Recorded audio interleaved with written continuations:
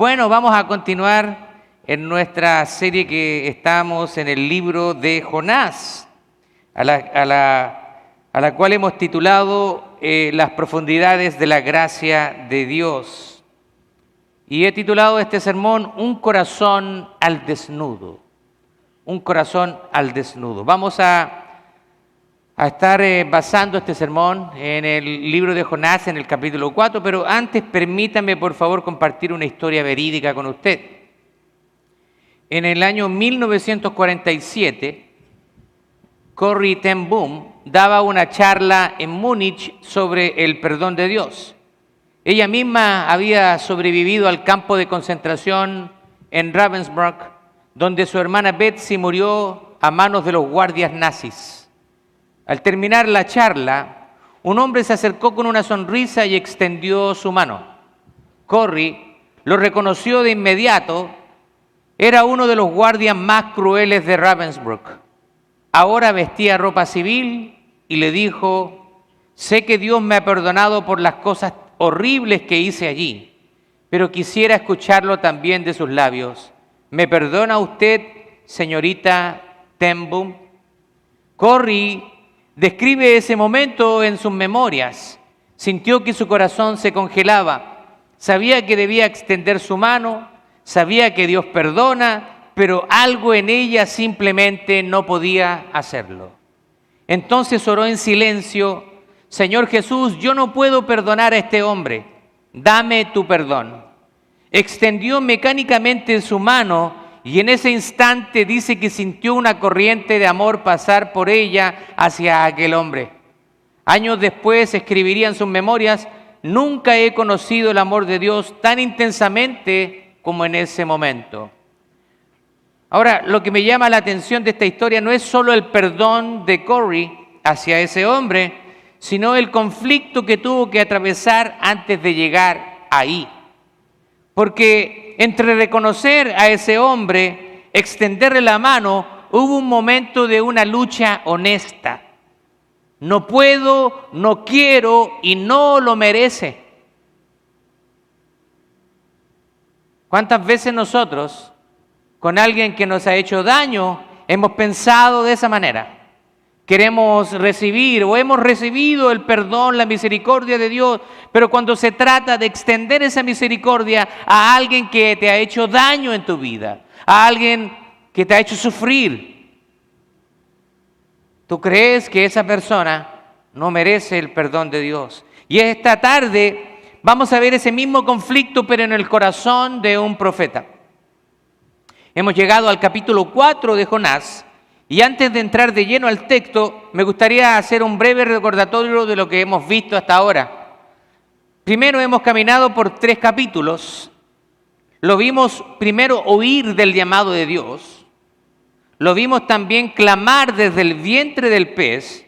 Y lo vimos finalmente obedecer y ver a toda una ciudad pagana doblar sus rodillas en arrepentimiento al Dios verdadero. Nínive, recuerde que era la ciudad más temida y más violenta del mundo antiguo.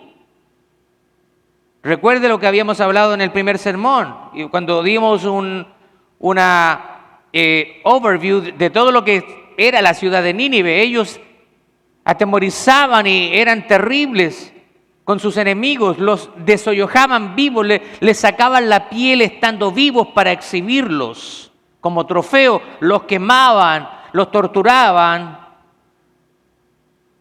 todo eso, y ahora esta ciudad ha sido perdonada por Dios.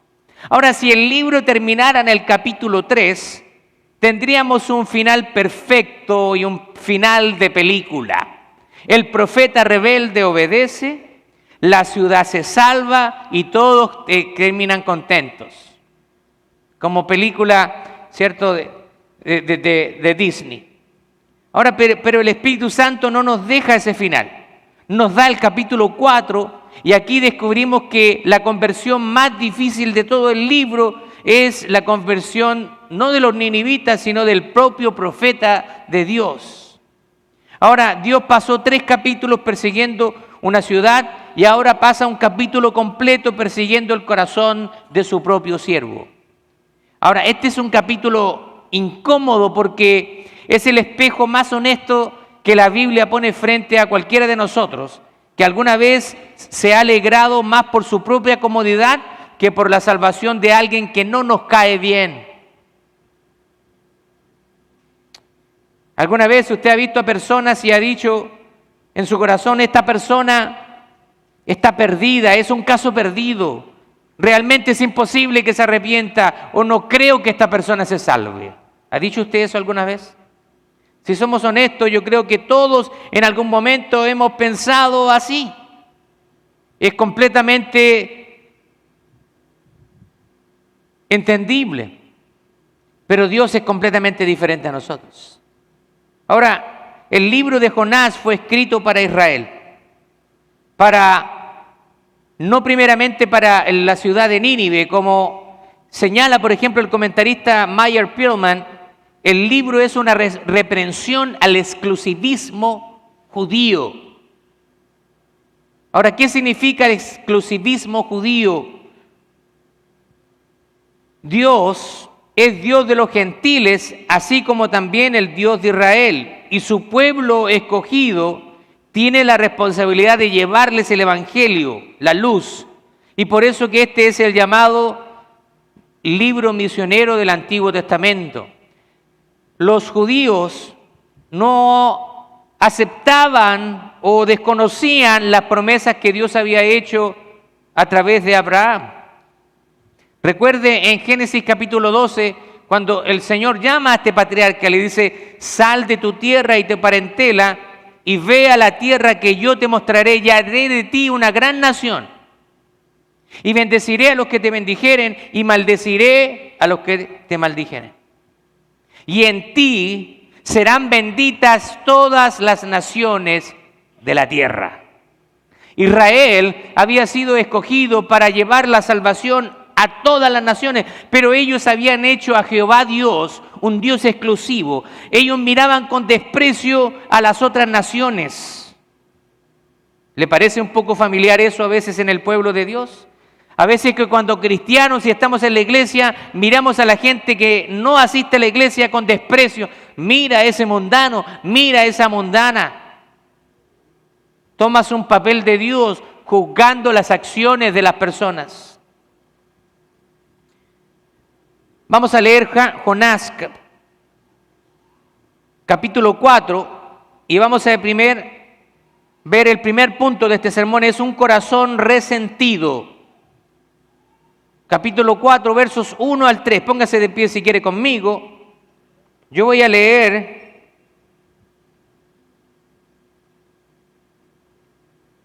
tres versículos. Dice, pero Jonás se apesadumbró en extremo y se enojó. Y oró a Jehová y dijo, ahora, oh Jehová, ¿no es esto lo que yo decía estando aún en mi tierra? Por eso me apresuré a huir a Tarsis, porque sabía yo que tú eres Dios clemente y piadoso, tardo en enojarte y de grande misericordia, y que te arrepientes del mal. Ahora pues, oh Jehová, te ruego que me quites la vida, porque mejor me es la muerte que la vida. Amén. Tome asiento. En la Nueva Traducción Viviente, el versículo 1 dice, este cambio de planes molestó mucho a Jonás y se enfureció. Ahora, el versículo 1 muestra que Jonás se enojó en extremo. En hebreo esa frase tiene una intensidad que casi no logramos traducir. Ahora, muchas veces cuando estudiamos y hacemos exégesis bíblica, vemos las palabras que están en el idioma original porque a veces hay palabras que no logran transmitir en la traducción lo que realmente quiere transmitir. Y esto sucede siempre cuando traducimos de un idioma a otro. A veces tenemos que tomar decisiones, pero hay palabras simplemente que son difíciles de traducir. Por ejemplo, en español tenemos una palabra que se llama entremesa, que es un tiempo cuando usted está comiendo, terminamos de comer y nos quedamos haciendo entremesa. Eso quiere decir, quedamos compartiendo, hablando. En inglés no existe una palabra así. Usted para explicar ese concepto tiene que usar muchas palabras, pero en español tenemos una.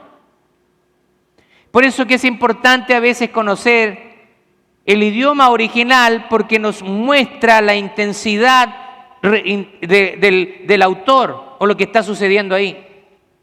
Literalmente se podría traducir: se encendió en mal y ardió en él.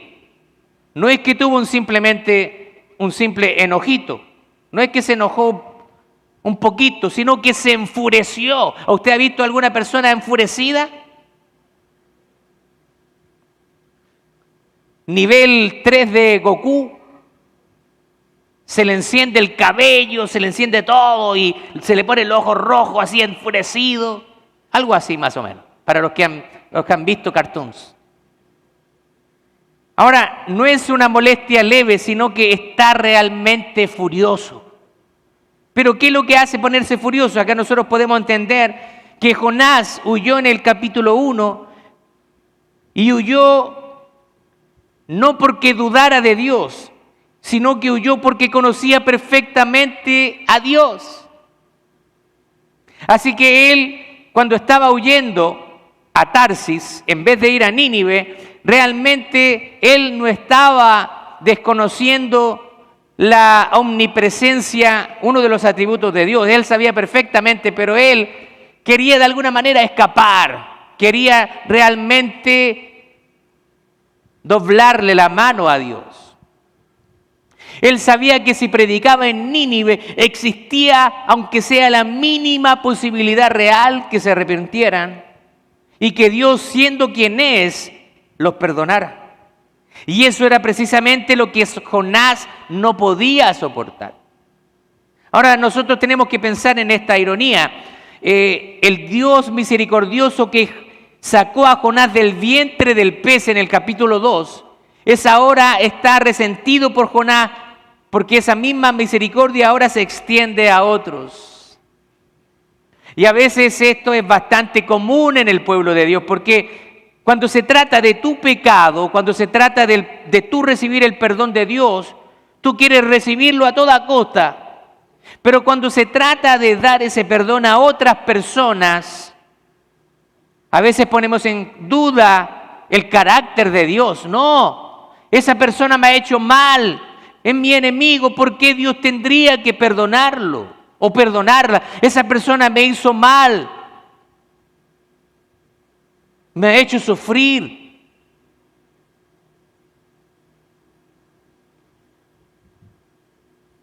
¿Cuál es su corazón cuando usted tiene que entregarle misericordia a otras personas? Aquel jefe malvado, aquel ex marido o ex mujer que le hizo daño, no lo sé. Ahora, quiere que Dios, Jonás le dice al Señor que le quite la vida. Ahora, esto es algo que a veces es difícil de comprender. Hace unos capítulos atrás, Jonás estaba orando, pidiendo para que Dios lo salvara del vientre del pez, y ahora está pidiendo que lo mate. Porque él simplemente no puede soportar ver a Nínive viva. Y a veces nosotros somos de esta manera, como Jonás. A veces nosotros miramos a Jonás, ¡ay, qué desobediente el profeta! Y a veces nosotros somos como Jonás y somos honestos. A veces estamos cuando Dios nos bendice, todo bien, pero cuando vienen las pruebas queremos renegar del Señor. Ahora, esto nos muestra que aunque Jonás había obedecido, no lo había hecho con el corazón correcto. Muchas veces nosotros hacemos las cosas de mala gana y el Señor está mirando todo. Hijo mío, vaya a hacer su cuarto, vaya a estirar la cama, por favor. Sí, mamá, voy a ir con todas las ganas, muy feliz. No es como reaccionan los niños, los jóvenes. Al rato voy, de ahí, después. ¿Cuántas veces hemos escuchado eso? Hace tu pieza, después lo hago, al rato, al ratito. Y va, y al final lo termina haciendo, y la mamá ¿cierto? Con esa sutileza que tienen las mamás, sobre todo cuando son hispanas, ¿cierto? Cuando ya habla la tercera vez, yo no creo que le diga, mira hijito mío, mira dulzura, honey, vaya a hacer su pieza. No le dice así, ¿cierto? La mamá hispana, ahora te he hablado 3 veces, ahora te vas a hacer la cama, te vas a hacer tu pieza. Y ahí parte el niño radiante y hace al final estira la cama, recoge el reguero que tiene ahí. Y ahí van de la mamá, ya lo hice. Pero lo hace de mala gana. Así que muchas veces nosotros hacemos las cosas, pero las hacemos de mala gana. Pero ahí está el problema. Porque cuando se trata de Dios, Él quiere que hagamos las cosas porque realmente le amamos a Él. No que estemos obligados haciendo las cosas. Por eso que nosotros siempre decimos acá en la iglesia, necesitamos mucha ayuda. Aquí hay diferentes ministerios que necesitan ayuda. Hay ministerios de niños, hay la cafetería, en el media, en la cámara, en el aseo. Pero nosotros siempre somos honestos con las personas. Mire, si usted va a estar haciendo las cosas de mala gana y sirviendo de mala gana, no lo haga, por favor. No queremos a nadie en la cafetería dando un café con una cara de perro bulldog. Ya viene la hermana esta. Ya se ha tomado como 3 copas de café. Y piensa que nadie más tiene que comer pan, que se acapara como 5 panes. Estoy especulando, ¿eh? No quiere decir que suceda eso, pero estoy solamente especulando. Obviamente, queremos que las personas puedan servir con el corazón al Señor. Si vamos a hacer algo, hagámoslo de todo corazón al Señor. Si usted va a hacer el aseo, si usted va a recoger algo, usted va a servir la Santa Cena, todo tiene que hacerlo como un acto de adoración al Señor. El punto número 2 es un corazón confrontado, versículo 4. Dice, el Señor le respondió, ¿te parece bien enojarte por esto? El Señor le está haciendo una pregunta a Jonás. ¿Tú crees que estás bien en enojarte? Ahora, el Señor le hace una pregunta sencilla. Dios no termina con Jonás, no lo fulmina, no lo destituye. Mira, profeta porfiado, te me vas. Sino que le hace una pregunta. Ahora, a lo largo de toda la Biblia, Dios siempre usa las preguntas para exponer el corazón y no para obtener información que ya tiene. Algunas personas dicen, pero ¿por qué el Señor le pregunta, por ejemplo, a Adán, ¿dónde estás? Después de que pecó con Eva y Adán, ¿a quién le pregunta? ¿Le pregunta a Eva? Ese es otro punto importante, ¿eh? El hombre era el sacerdote, así que no va donde la mujer. Aunque ella comió primero y le dio a su marido, ¿a quién le pregunta? Al hombre le pregunta.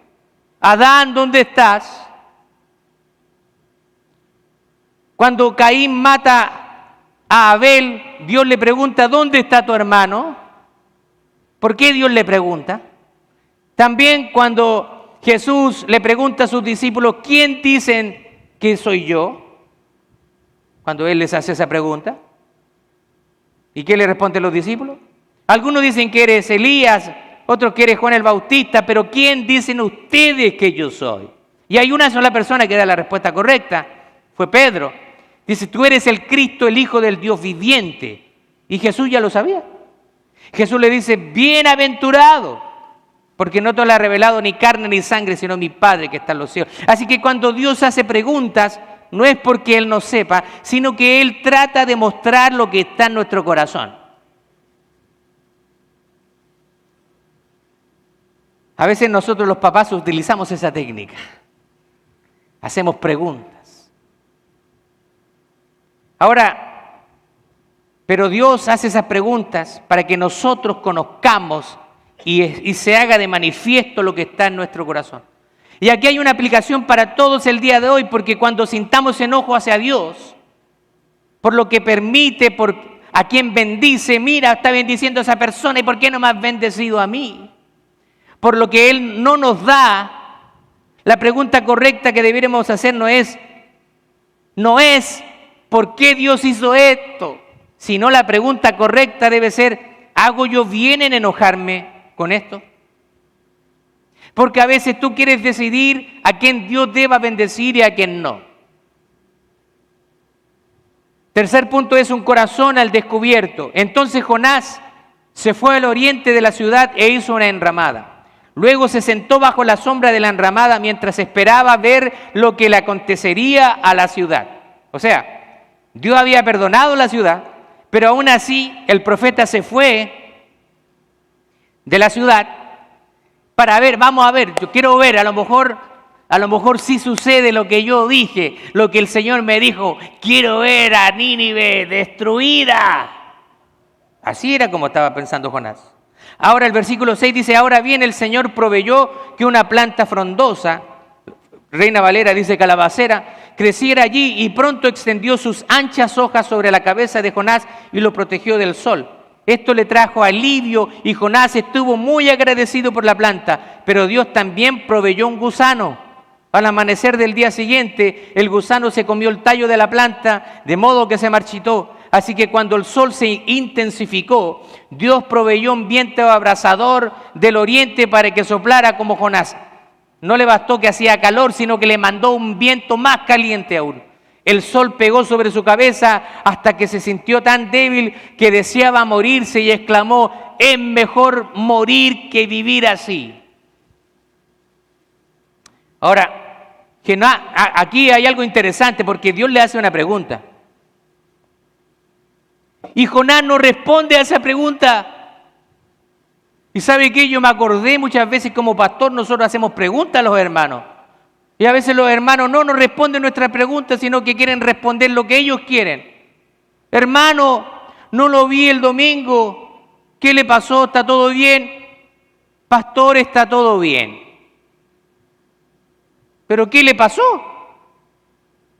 ¿Por qué no vino? Hay una razón justificada, a veces uno quiere saber. Está todo bien, pastor, no se preocupe. No responden la pregunta. Uno le hace la pregunta, quiere saber, pasó algo malo, está todo bien. Uno manda texto, hace preguntas específicas y a veces las personas responden lo que ellos quieren responder.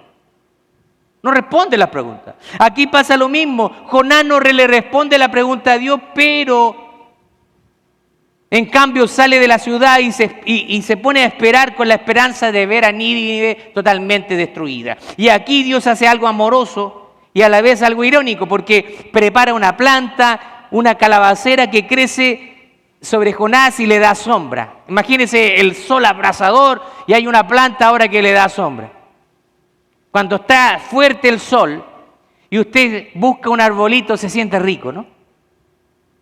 Ahora en el versículo 6 termina con una frase que debemos subrayar, dice, Jonás se alegró grandemente con la calabacera, por la planta que Dios había hecho crecer. Ahora hay que notar algo aquí porque esta es la primera vez en 4 capítulos de este libro que vemos a Jonás que está genuinamente, verdaderamente feliz. Es el único momento en que Jonás muestra signos de felicidad.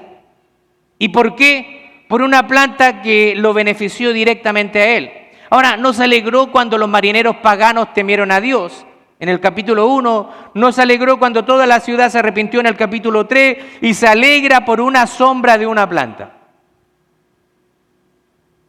Ahora, al día siguiente, dice el texto que Dios preparó un gusano que hiere la planta, y ésta se seca, y luego un viento, pero caliente, abrasador. Jonás ahora está sin sombra y vuelve a desear la muerte. ¡Qué cambiante, Jonás! Un día, Señor, te entrego mi vida. Mándame a la China como misionero, Señor. Haz lo que quieras de mí. Estoy dispuesto a hacer lo que sea, Señor.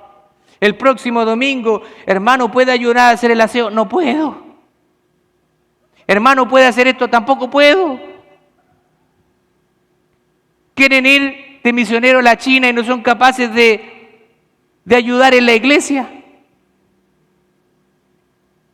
Qué cambiante. Un día se entrega al Señor, Señor, voy con toda contigo. Al otro día uno lo llama, no, pastor, no quiero ir a la iglesia porque el perrito de la hermana Nancy no me saludó. Para no decir que alguien lo saludó, porque después piensa que uno le está predicando a ellos. A veces siempre van a haber excusas. Un día estamos aquí, pastor, aquí estoy para lo que sea. Y uno los pide algo.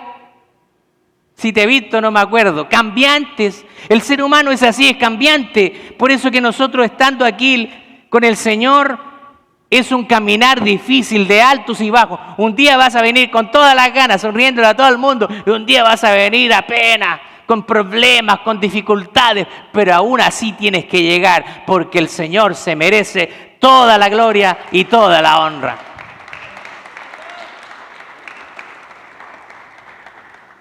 Ahora, ¿sabe qué? El texto hebreo nos regala un detalle precioso, y es que la misma palabra que se traduce como enojarse, en el versículo 1 literalmente significa arder, estar caliente. Jonás ha estado ardiendo en indignación desde el principio del capítulo, y ahora Dios simplemente deja que ese ardor se manifieste de manera literal bajo el sol del desierto. Es la misma palabra que se utiliza para el enojo que para ese fuego abrasador. El siguiente punto es un corazón confrontado por Dios. Versículos 9 al 11 dice: entonces dijo Dios a Jonás, ¿te parece bien enojarte por la planta que murió? Sí, replicó Jonás, estoy tan enojado que quisiera morirme. Entonces el Señor le respondió: sientes lástima por una planta, aunque tú no hiciste nada para que creciera. Creció rápido, murió rápido, pero Nínive tiene más de 120,000 habitantes que viven en la oscuridad espiritual, sin mencionar todos los animales. ¿No debería yo sentir lástima por esta gran ciudad? Así que Dios le pregunta de nuevo: ¿tanto te enojas? Y Jonás responde sin pena: mucho me enojo hasta la muerte por la calabacera. Ahora se enoja. Y el Señor ahora empieza a confrontar el corazón de Jonás. Son las últimas palabras registradas de Jonás en todo el libro. Dice que se enoja y él piensa que tiene razón en su enojo. Él piensa que está pensando de manera correcta. Y entonces llega el argumento final de Dios, y es el más hermoso de este libro, porque dice: tuviste tú lástima de la calabacera, en la cual no trabajaste ni la hiciste crecer. ¿Acaso yo no tendré piedad de esta gran ciudad y sus 120,000 habitantes si se arrepienten? Ahora, es un argumento de menor a mayor. Si Jonás, sin ningún derecho ni esfuerzo personal, pudo sentir lástima genuina por una planta que solo vivió un día, ¿cuánto más Dios podría sentir lástima por personas que necesitan conocerlo? Ahora, aquí la lógica es aplastante. Y el libro termina ahí, sin decirnos qué pasó con Jonás. El libro no nos dice qué pasó con Jonás, nos deja con esa interrogante. El Espíritu Santo que inspiró este texto lo hace de manera intencional. Porque ahora la pregunta es dirigida a nosotros el día de hoy. ¿Cómo está tu corazón? ¿Estás respondiendo como Jonás o estás teniendo un corazón conforme al mío? Es como una película con un final inesperado. Usted no sé si se acuerda, pero esta es una película antigüita, a lo mejor los mayores. Titanic, ¿quién vio Titanic? Titanic. 3 horas de película y estábamos ahí. ¡Oh! Y ese era un romance, ¿cierto? Un rico déspota con la prometida, y un joven humilde que ganó una apuesta y se fue al barco y se enamoró de Rose y empezaron a tener un romance. Y usted estaba ahí viendo ese romance y usted dice: el barco va a ir a puerto y Rose y Jack se van a casar y van a tener hijos y van a ser muy felices para siempre. El fin. ¿Qué sucede con Jack? Se murió Jack. Se muere en las aguas congeladas después de haber chocado con ese iceberg. Y usted dice: ¿qué? ¿Así terminó la película? Y usted se va con una sensación a su casa. Está desilusionado porque no es el final que usted esperaba. Bueno, aquí vemos algo así. No, el final nos deja ahí inconcluso. No sabemos qué pasa con Jonás. Pero ¿sabe qué? Muchas veces hemos pensado que el libro se trata acerca de Jonás. Así como también muchas veces pensamos que la historia de David y Goliat se trata acerca de David. Así como hemos pensado también en Noé. Y hablamos de Noé, pero la historia no se trata de Noé. Siempre la historia se trata acerca de Dios. Acerca del Dios que tuvo misericordia de Noé, aun siendo pecador.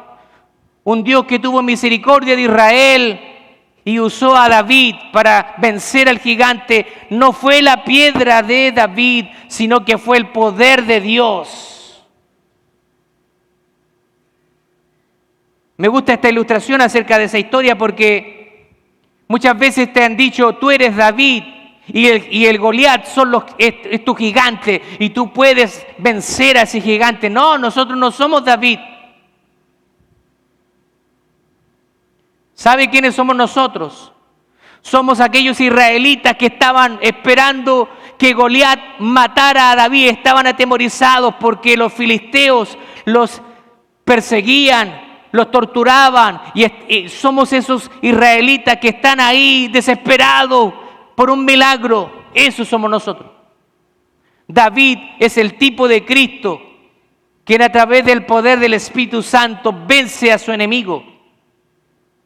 Nosotros no somos ese David, somos aquellos israelitas que estaban ahí muertos de miedo, pensando de que un gigante iba a matar a otro de los que se había atrevido a enfrentarlo. Así que cuando nosotros hablamos de Jonás, nunca se trató de Jonás, sino que se trata de Dios. En todo el libro Dios quiere enseñarnos cuál es su carácter. Él es un Dios misericordioso, Él es un Dios amoroso, Él es un Dios perdonador, Él es un Dios de nuevas oportunidades, es un Dios que tú te levantas y tus misericordias se hacen nuevas cada mañana. Ese es el Dios que habla este libro.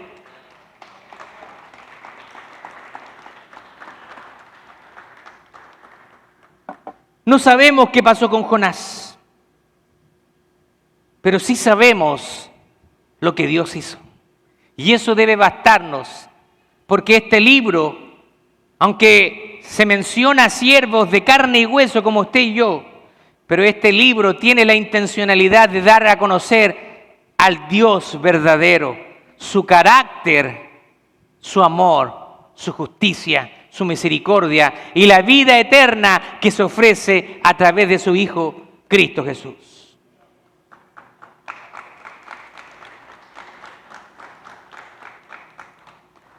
Déjeme darle algunos puntos para que pueda llevarse a casa.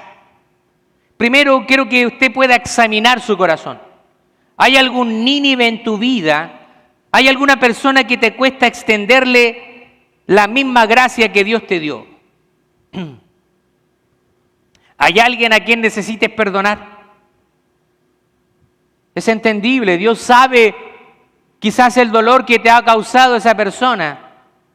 A veces es difícil perdonar a un padre abusivo, a una madre abusiva, a un padre alcohólico que te golpeaba a ti, golpeaba a tu madre y tú estabas mirándolo como niño, como niña, a alguien que abusó sexualmente de ti.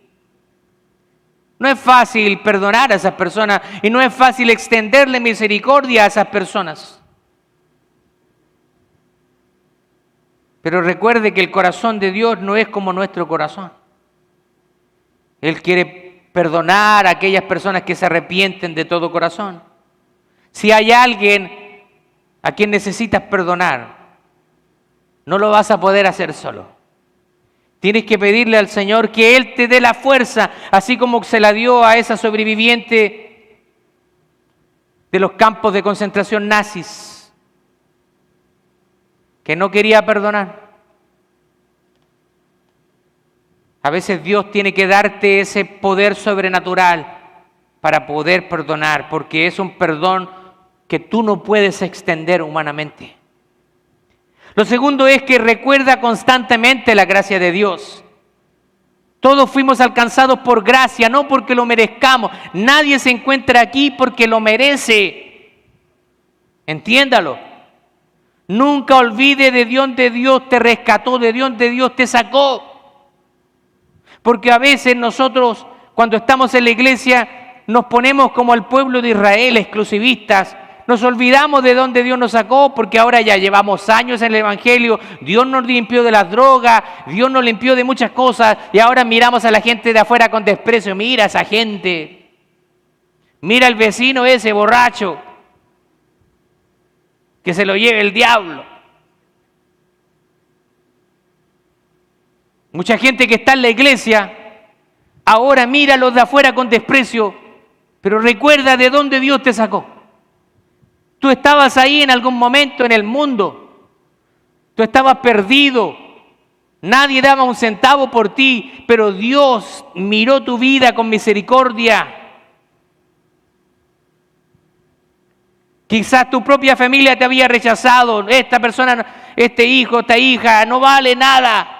Te despreciaron, te abandonaron, pero hay un Dios que te estaba mirando. Y ese Dios dijo, ese es mi hijo, esa es mi hija, y voy a redimirlo. Voy a redimirla. Voy a traerla a mí, voy a limpiar su vida y voy a usarlo grandemente. Y nadie podrá arrebatarlo de mi mano poderosa. Ese eres tú, si tú le has entregado tu vida al Señor. Por eso que tenemos que recordar de dónde venimos, porque eso nos hace extender misericordia a aquellos que están quizás donde nosotros estuvimos. Y por último, ama lo que Dios ama. Dios se alegra cuando los pecadores se arrepienten. Nosotros también debemos alegrarnos con misericordia. Cuando vemos que Dios hace misericordia a otras personas, tienes que alegrarte también. A veces Dios nos sorprende porque quizás nosotros decíamos, no, esa persona está perdida, nunca va a llegar a la iglesia. Y de repente la vemos llegar a la iglesia. ¿Qué? ¿Cómo? ¿Acaso habrá algo imposible para Dios? Lo cuarto es, responde a la pregunta. El libro termina con una pregunta porque Dios espera una respuesta de cada uno de nosotros. ¿Tendremos un corazón como el de Jonás o como el de Dios? ¿Somos rápidos para emitir juicio o somos rápidamente movidos a tener misericordia sobre las personas?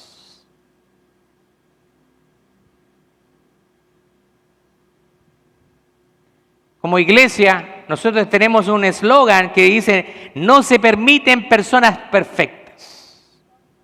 Queremos que todos se sientan bienvenidos, pero hemos sido una iglesia criticada porque recibimos a aquellos que quizás en otro lugar no tendrían cabida. Hay iglesias que en la puerta hay una persona para definir quién entra y quién no. ¿Somos nosotros autorizados para hacer algo así? ¿Somos nosotros que podemos decir a alguien que no entre y a alguien que sí entre? Si todos necesitamos la misma misericordia. Que entren las personas, que vengan como vengan. En pecados de drogadicción, de homosexualidad, que vengan acá. Porque aquí van a encontrar el amor de Cristo en nuestros corazones.